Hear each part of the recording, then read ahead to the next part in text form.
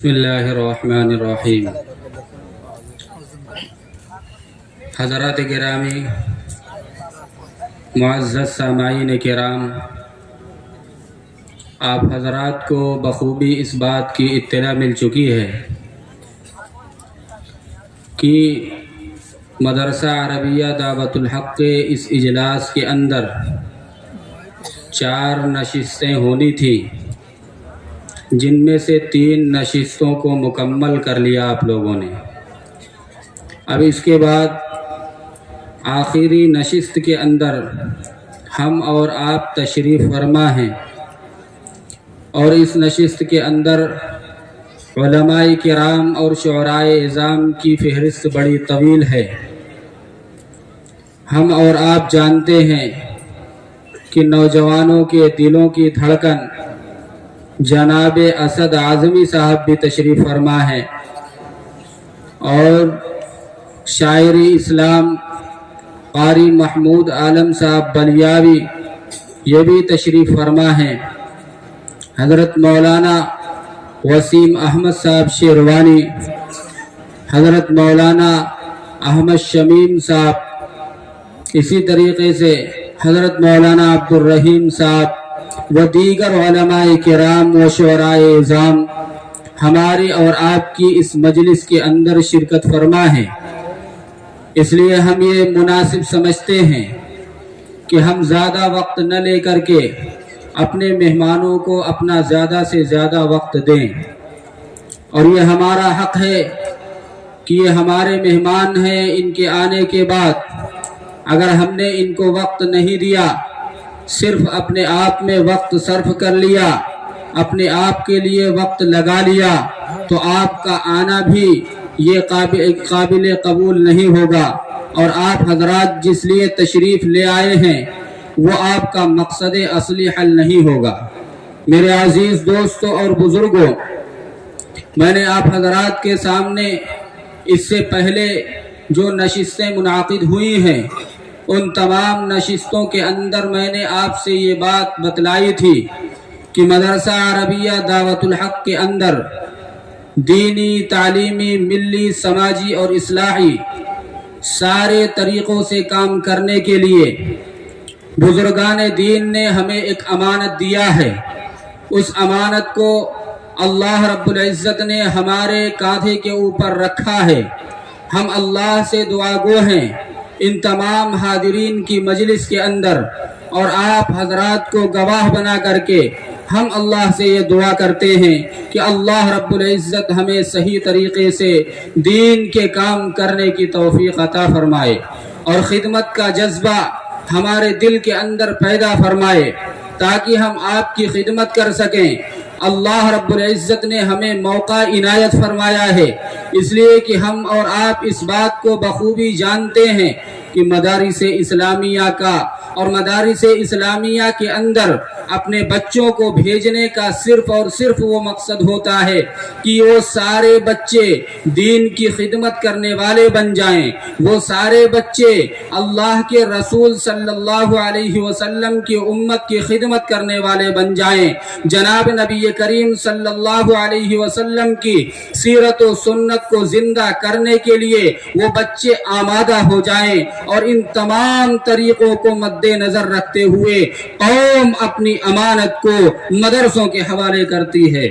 اور قوم اپنے بچوں کو مدرسوں کے اندر داخل کرتی ہے۔ اور مدرسوں کا قیام ہم اور آپ غور کریں اور سوچیں تو ہم کو اور آپ کو یہ پتہ چلتا ہے کہ مدرسوں کے اندر اگر ہم اور آپ اپنے بچوں کو داخل کرتے ہیں تو ہمارے اور آپ کی دین کی بقا کا وہ ذریعہ بنتے ہیں۔ ہمارے وہ بچے ہمیں نماز پڑھنے کا طریقہ بتلاتے ہیں، ہمیں قرآن کریم کی تفاسیر کے پڑھنے کا اور قرآن کریم کی آیات کو سمجھنے کا طریقہ بتلاتے ہیں، اور اس میں نحو اور صرف کا قاعدہ بیان کرتے ہیں، اور ان تمام معاملات کو مد نظر رکھتے ہوئے آپ حضرات اپنے بچوں کو مدرسوں کے اندر داخل کرتے ہیں۔ اور خاص طور پر آپ کا وہ تعاون اور قوم کا وہ تعاون اور امت مسلمہ کا وہ تعاون جو اپنی گاڑی کمائی سے نکال کر کے آپ مدرسوں کے اندر دیتے ہیں، دین کے راستے راستے میں دیتے ہیں،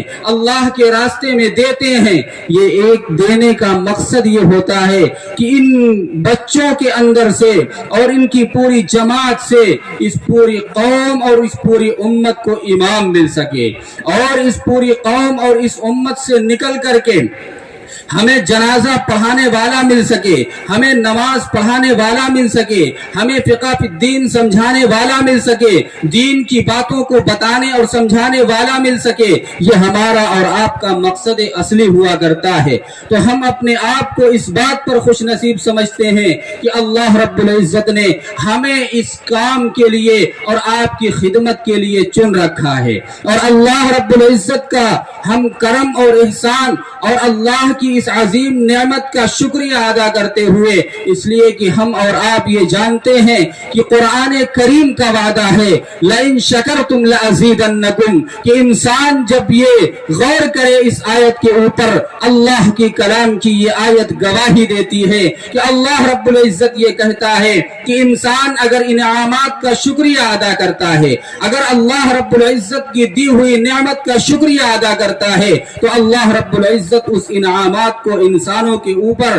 اور بڑھا دیا کرتا ہے، اور اس کے انعامات اور اکرام اس انسان کے اوپر بڑھا کر کے داخل کر دیے جاتے ہیں۔ میرے عزیز دوستوں اور بزرگوں، میں آپ حضرات کا زیادہ وقت نہیں لینا چاہتا، بس آپ کو یہ یقین دلانا چاہتا ہوں کہ اللہ نے اگر اس عظیم نعمت سے ہمیں نوازا اور اللہ رب العزت نے آپ کی خدمت کے لیے ہمیں رکھا، اور ہم آپ کی خدمت کے لیے انشاءاللہ مرتے دم تک تیار رہیں گے۔ ہمیں آپ کے تعاون کی ضرورت ہے، آپ حضرات تعاون کریں گے تو انشاءاللہ آپ کی اس امانت کو، بزرگوں کی اس امانت کو جو بزرگوں نے ہم کو اور آپ کو یہ امانت دیا ہے، اس امانت کی بقا کے لیے آخری دم تک لڑتے رہیں گے، اور اس کے ساتھ اس کو آگے بڑھانے کا کام کرتے رہیں گے۔ میرے عزیز دوستوں اور بزرگوں، ہم اور آپ یہ جانتے ہیں کہ مدرسہ عربیہ دعوت الحق عرصے سے قائم ہے، تقریباً 84 سال کا مدرسہ، اور ہم اور آپ یہ بھی جانتے ہیں کہ اس مدرسے کے اندر حضرت پھول پوری رحمت اللہ علیہ تشریف لے آئے، اور اس مدرسے کے اندر بڑے بڑے علماء کرام تشریف لے آئے، اور اسی طریقے سے ہم اور آپ اس بات کو بھی جانتے ہیں کہ ہمارے والد گرامی حضرت مولانا عبدالرب صاحب نور اللہ مرقدہ، اللہ ان کی قبر کو نور سے بھر دے، ہم اور آپ اس بات کو بھی جانتے ہیں کہ حضرت مولانا مفتی محمد سجاد صاحب نور اللہ مرقدہ کی نظر التفات ان کے اوپر رہا کرتی تھی، اور حضرت والد گرامی کو انہوں نے اس دوست پور کے قصبے کے لیے چنا تھا، اور ان کی نظر دوربین نے دیکھ لیا تھا، اور ان کی لیاقت کو بھانپ لیا تھا، اور لیاقت کو بھانپ کر کے لوگوں سے یہ دریافت کیا تھا حضرت مولانا مفتی محمد سجاد صاحب رحمت اللہ علیہ نے کہ دوست پور قصبے کے اندر میں نے یہ خواب دیکھا ہے۔ حضرت والا کا یہ خواب مجھے یاد آیا۔ آج اس موقع کے اوپر اس موقع پر میں آپ کے سامنے وہ عرض کرنا چاہتا ہوں۔ حضرت والد گرامی مولانا عبدالرب صاحب رحمت اللہ علیہ نے ایک مرتبہ ایک موقع پر دریافت فرمایا کہ میرے استاذ نے ایک مرتبہ ایک خواب دیکھا، مدرسہ بیت العلوم سرائے میر کے اندر انہوں نے خواب دیکھا، اور خواب دیکھ کر کے مجھے بلایا، اور بلا کر کے مجھ سے یہ کہا کہ آپ اس خواب کی تعبیر بتلائیے۔ حضرت والد گرامی نے یہ کہا کہ حضرت آپ کی موجودگی میں ہم خواب کی تعبیر بتلائیں۔ حضرت مولانا مفتی محمد سجاد صاحب نور اللہ مرقدہ چونکہ اس مدرسے کے اندر تقریباً 7 سال کے لیے آئے، اور انہوں نے مشکات تک کی تعلیم خود تمام بچوں کو مشکات تک کی تعلیم دیا، اور اس کے بعد جب یہاں سے وہ تشریف لے گئے حضرت پھول پوری رحمت اللہ علیہ نے ان کو بلایا مدرسہ بیت العلوم سرائے میر کے اندر، تو ان کے جانے کے بعد مدرسہ کسی نہ کسی شکل کے اندر موجود ضرور تھا، لیکن وہ ساری جو باتیں آپ کے سامنے آئی کہ مشکات شریف تک کی تعلیم کا معیار بالکل نیچے چلا گیا، اور اس کے بعد حضرت مولانا مفتی محمد سجاد صاحب رحمتullah علیہ کو اس دوست پور قصبے کی بدعات اور خرافات اور رسومات کو دیکھ کر کے ان کے دل کی کڑھن یہ کہا کرتی تھی، ان کے دل کی تڑپ یہ کہا کرتی تھی کہ اس دوست پور قصبے کے اندر کسی مرد مجاہد کا انتخاب ہونا چاہیے، اور اس مرد مجاہد کا انتخاب حضرت والا نے کیا اور حضرت والد گرامی کا کیا۔ حضرت والد گرامی سے یہ کہا کہ میں نے خواب دیکھا ہے، اس خواب کی تم تعبیر بتلاؤ۔ حضرت والد گرامی نے جب یہ کہا کہ میں آپ کے سامنے کیا خواب کی تعبیر بتلاؤں، فرمایا کہ آپ خواب کو ذکر کریں۔ حضرت مولانا مفتی محمد سجاد صاحب نور اللہ مرقدہ نے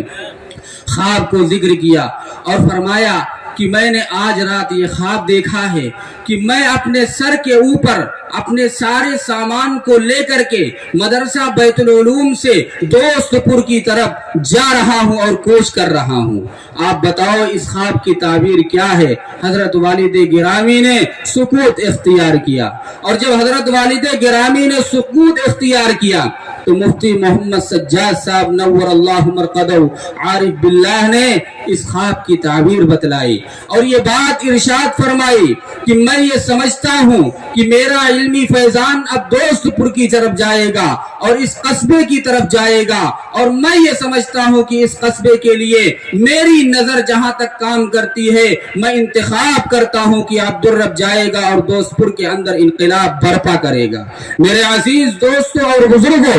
آپ نے دیکھا تاریخ گواہ ہے، تاریخ شاہد ہے اس بات پر کہ حضرت والد گرامی نے کس طریقے سے پورے علاقے کی خدمت کیا، بلکہ پورے ضلع کی خدمت کیا، اور انہوں نے اپنے آپ کو لوگوں کے لیے نچھاور کر دیا، لوگوں کے سامنے بچھا دیا، اور ایسے مرد مجاہد بن کر کے انہوں نے اپنی زندگی کو گزارا کہ میرے عزیز دوستوں اور بزرگوں، دنیا آج اس کی مثال پیش کرنے سے عاجز اور قاصر نظر آ رہی ہے۔ آپ غور کریں اور سوچیں کہ حضرت والد گرامی نے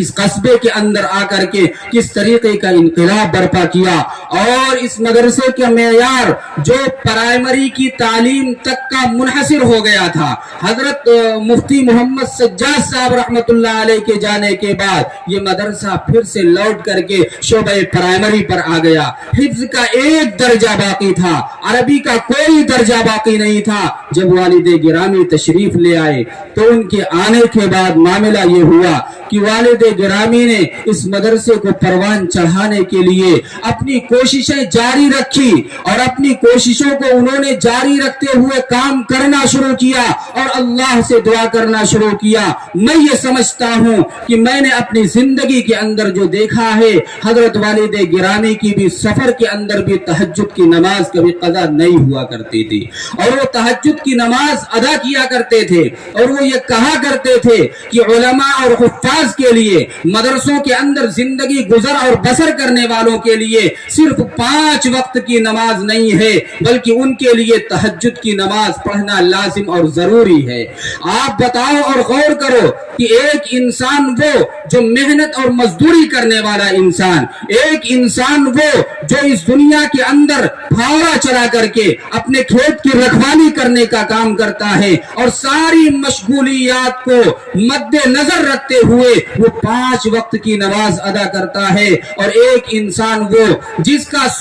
کی صبح مسجد کے اندر ہوتی ہے، جس کی شام مسجد کے اندر ہوتی ہے، جس کی دوپہر اور شام کا معاملہ یہ ہے کہ مسجد اور مدرسوں کے اندر اس کی زندگی صرف ہوتی ہے اور اس کا وقت صرف ہوتا ہے، تو آپ بتاؤ اور غور کرو کہ اگر وہ انسان تہجد کی نماز نہ ادا کرے تو ہماری کوتاہی ہے، آپ کی کوتاہی ہے، یہاں بیٹھے ہوئے سارے افراد کی کوتاہی ہے۔ اس لیے ہم اس موقع پر اللہ سے دعا گو ہیں کہ اللہ رب العزت ہمیں تہجد کا بھی پابند بنائے، حضرت والد گرامی کی نصیحت پر عمل کرنے کی توفیق عطا فرمائے۔ میرے عزیز دوستوں اور بزرگوں، آج ہم اور آپ غور کریں اور سوچیں کہ اس موقع پر علماء کرام اور شعراء کی اعظام کی فہرست بڑی لمبی ہے، ورنہ حضرت والد گرامی کی ایک ایک بات आब जर से लिखने के मुतरादिफ है। अगर गौर किया जाए और सोचा जाए तो जिंदगी के अंदर आने वाली वो चीजें जो बाद में आने वाली हैं, लेकिन हजरत वालिद गिरामी ने उसकी निशादही पहले कर दिया था। उनका मुस्तकबिल इतना बुलंद था, उनका मुस्तकबिल इतना आला था कि वो लोगों को देख करके भाप लिया करते थे, वो हालात को देख करके भाप लिया करते थे कि हालात कैसे आने वाले हैं, मामला कैसे होने वाला है। आप गौर करें और सोचें तो उनकी बातों को अगर नकल किया जाए तो मेरे अजीज दोस्तों और बुजुर्गों, अच्छा खासा वक्त चाहिए। मैं अपने वक्त को हजरत मौलाना मुफ्ती मोहम्मद सज्जाद साहब नव्वरल्लाहु मरक़दहू की ज़ुर्रियत से एक ऐसे शख्स को मैं अपना वक्त देना चाहता हूं कि जिसका नाम नामी इसमें गिरामी मुफ्ती मोहम्मद यूसुफ साहब है। वो आएंगे और इस मदरसे के बारे में, हजरत वालिद गिरामी के बारे में हम सामाईन के सामने कुछ बात करेंगे। मुख्तसर से वक्त में हजरत वाला से मैं ये दरख्वास्त करना चाहता हूँ कि हजरत वाला तशरीफ ले आए और हमारे इस मदरसे का, आपके इस मदरसे का पूरे इलाके के अंदर इस मदरसे के लोग आज जमा हैं और सारे लोग यहाँ मौजूद हैं। सारे लोगों की मौजूदगी के अंदर हम हजरत गिरामी से ये कहना चाहते हैं कि वो आए और आकर के इस मदरसे का तारुफ पेश कर दें, और अगर तारुफ न पेश कर सकें, जो उनकी जबान पर आए हमें और आपको और सारे सामाईन को नसीहत फरमाएं, इसलिए कि इनका मकाम बुलंद है, इनका मकाम बाला है। इस वास्ते कि हजरत गिरामी उनकी ज़ुर्रियत के अंदर है जिनके बारे में हम और आप ये जानते हैं कि आरिफ बिल्लाह हजरत मौलाना मुफ्ती मोहम्मद सज्जाद साहब नव्वरल्लाहु मरक़दहू की ज़ुर्रियत के अंदर हैं, जिनकी फिक्र कुरान ये हुआ करती थी कि दावतुल हक को किस तरीके से परवान चढ़ाया जाए। मेरे अजीज दोस्तों और बुजुर्गों, मैं हजरत गिरामी को एक इस शेर के साथ दावत सुखन देता हूँ कि दावतुल हक मदरसा है दीन अहमद का चमन, दावतुल हक मदरसा है दीन अहमद का चमन, जिसके गुल हुस्ने अमल, जिसकी कलियां इल्म फन, जिसके गुल हुस्ने अमल, जिसकी कलियां इल्म फन, हो तरक्की पर सदा चलती रहे बागे बहार, मबदे फैयाज तेरा फजल हो साया फदन। हजरत वाला स्टेज पर